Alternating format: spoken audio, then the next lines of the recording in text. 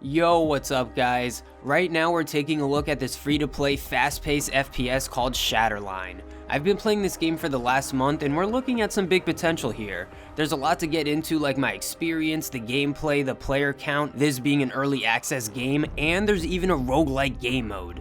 In a weird way, Shatterline has been a breath of fresh air for me. I know it doesn't look like anything special on a surface level, and I heard how generic this game is, but this game has been a good new experience for me to start the year off with. Like it says in the title, this is only a first impressions review during early access, so I can tell you how this game is starting out and if it's worth playing moving forward. Now, for those of you who are new to Shatterline, kinda like me, I'd compare this game most to Call of Duty Black Ops 4, and I know it's a bit of a hot take, but I actually liked Black Ops 4. To me it was the last real Call of Duty. Drop a comment if you're a fellow Black Ops 4 enjoyer. So when I heard there was basically a free-to-play version of Black Ops 4, I was sold. But I wouldn't say this is a budget version of Black Ops 4, although it has similar gameplay on paper. Like, I'm sure you noticed me using different abilities with different operators. It also has a similar time to kill, which isn't too fast, but it isn't too slow like Black Ops 4. The guns feel pretty good to use and you get a nice variety. You actually get your guns in different tiers, starting at tier 1 going up to tier 5. I don't know if this will change in the future, but this is the first controversy that some people might have an issue with. Similar to leveling up in Call of Duty, you have to grind to get these new weapons. In this game, that's through these tiers. How long does it take to unlock a tier? Well, that's what I'm here for. Again, I don't know if they'll change stuff like this in the future, but it only took me 2 hours to unlock tier 2, and you get 5 weapons a tier. An assault rifle, a sidearm, a shotgun, an SMG, and a sniper. You can also customize them. To unlock tier 3, it only took me 10 hours. We're starting off not too bad. And to unlock tier 4, it took me 30 hours of playtime, so that's a pretty big jump. But how long does it take to unlock tier 5? Well, the thing is, this is only a first impressions review, and I only have about 30 hours of playtime, so I just unlocked tier 4. But if I were to guess, I'd think it takes about 50 to 70 hours to get tier 5. I don't think that's too bad because I like a reason to grind and the weapons in those beginning tiers aren't bad, but then why is all of this controversial?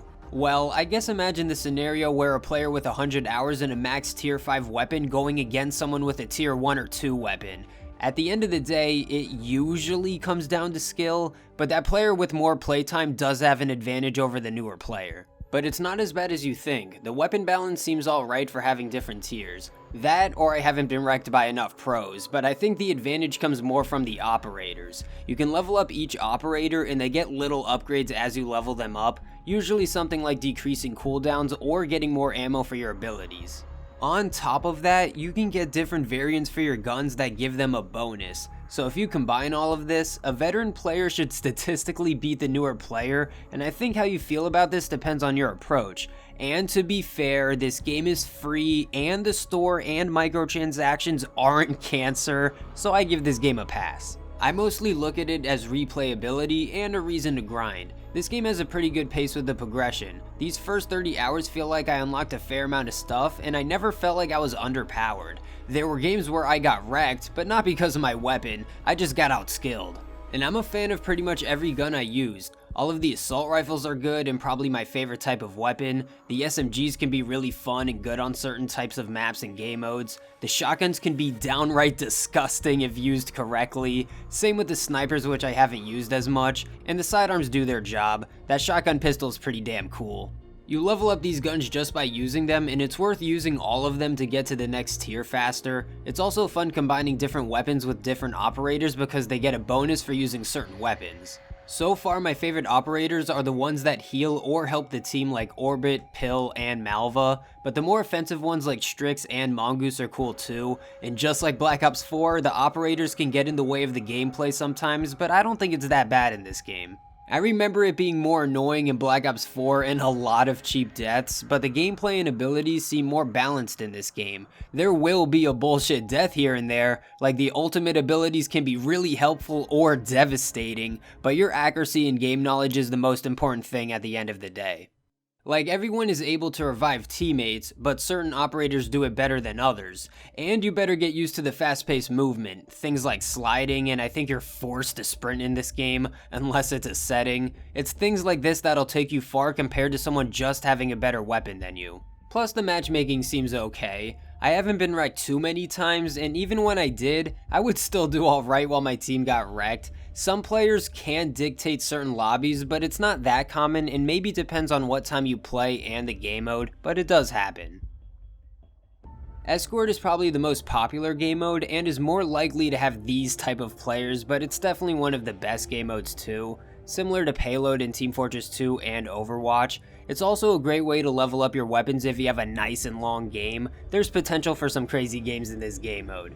I thought Conquest was a cool game mode too, but don't let the name fool you, it's pretty much Hardpoint from Call of Duty. This game also has Domination, which goes by faster than you would think, but it's still fun. I'm not a huge fan of TDM because I like objectives, but it's not bad. There's also that one building game mode that reminds me of that one mini game in Minecraft. I haven't tried it yet, but I need to. Okay, so I was talking about the different ways to play the PvP multiplayer, but like I said earlier in this video, Shatterline also has a roguelike mode and some other co-op modes. I'm instantly a fan of this because it reminds me of how Call of Duty would have zombies, survival mode, and spec ops, so it's a good variety. The roguelike mode is called Expedition, and it's more comparable to Extinction mode in COD Ghost, except it's a roguelike. You drop in with 2 other teammates and you shoot your way through enemies and objectives while getting upgrades, then trying to kill the boss. This can take about 30 to 40 minutes, which isn't too bad for a roguelike, but if you all die then you lose, so your life is important. My only complaint with this mode is the performance. You can look at my specs and sometimes it gets pretty laggy, but I can mostly handle it. It's not game breaking, but it's very noticeable. The rest of the game has good to decent frames, but Expedition mode can have it the worst. Make sure you select the right region for less lag. It's not as bad on the other co-op modes, which are more like missions and you can pick your class. All 3 of these co-op modes are fun and good for leveling up your weapons and for completing challenges for a lot of XP. Trust me, don't sleep on co-op. There's also that event game mode, but I never played it yet. Now there's lots of reasons to play both PvP and PvE, plus there's lots of motivation to play the game in general, but like I said earlier, you can level up both your guns and your operators, but there's also tasks you can complete for more in-game currency, XP, and blueprints. Tasks are basically like quests, and you want to complete as much as you can. Definitely do those operator tasks in the beginning, as well as your daily task.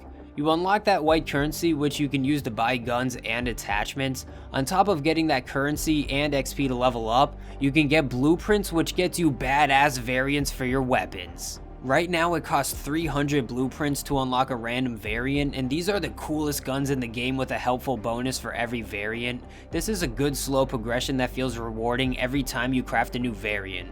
And you want to know how to get more cool stuff and even more motivation to keep playing? Just buy the Battle Pass. Okay, I'm not a big advocate for Battle Passes, but I actually like this one. I wanted to buy it within a few hours of playing. You get some cool skins and lots of useful stuff like the currency. It cost me $10, and the best part about it, I completed it in exactly a month. Compared to a game like Iron Sight where I feel like I have to overly grind to not even finish the Battle Pass, in this game I played at my own pace and I completed it in a month. Just look at this badass skin I got. So when it comes to the replayability, monetization, and being free to play, I think Shatterline is doing alright. Same goes with being in early access. I haven't experienced too many updates yet, but the update history looks pretty active. I'm excited for future updates. You can notice some slips in the cracks when it comes to being in early access, especially compared to a AAA game, but overall, I think it's alright and very playable.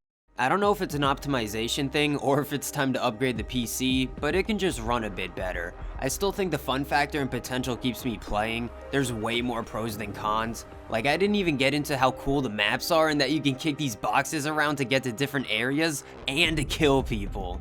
It's things like that and the nice cutscenes that give you the vibe that there's time and care put into the game. I personally compare this game to another game called Iron Sight, and they're both free versions of Call of Duty in their own different ways, but Shatterline seems like it has way more effort put into it.